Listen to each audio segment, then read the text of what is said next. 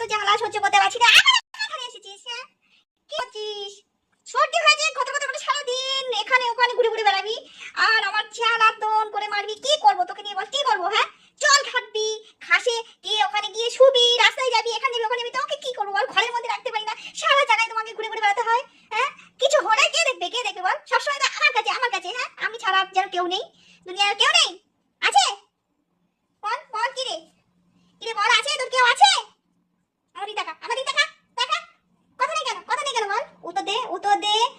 এর বাড়ি ওর বাড়ি যাবি আর গিয়ে মার খাবি, বকুনি খাবি। হ্যাঁ, ঠিক আছে? তোমাকে খেতে দেবো হয়, সারাদিন তোমার হয় না। কতবার খেতে সকাল থেকে তোমার এতবার কতবার খেতে দিয়েছি? অনেকবার খেতে দিয়েছি। হ্যাঁ, কতবার খেতে দিয়েছি বলো? হ্যাঁ, দিয়েছি তো। কতবার খেয়েছো সেটা বলো আগে। হ্যাঁ, দিয়েছি, খেতে দিয়েছি তো। হ্যাঁ, তাহলে তাহলে দিয়েছি যখন, তাহলে এর বাড়ি ওর বাড়ি যেতে হবে কেন? হ্যাঁ বলো, কেন যাবে তুমি? আবার আবার আবার আমি এখন ঠাকুর পুজো দিয়ে উঠেছি, তুই আমার কোলের মধ্যে আসবি, আমি এখন কোলের মধ্যে নেবো তোকে? আমি কোলের মধ্যে নেবো? আমি ঠাকুর প্রসাদ পারবো, তারপরে তোকে নিয়ে আদর করবো। এখন আমি আদর করতে পারবো না। হ্যাঁ, একদম হ্যাঁ, কোনো কথা হবে না।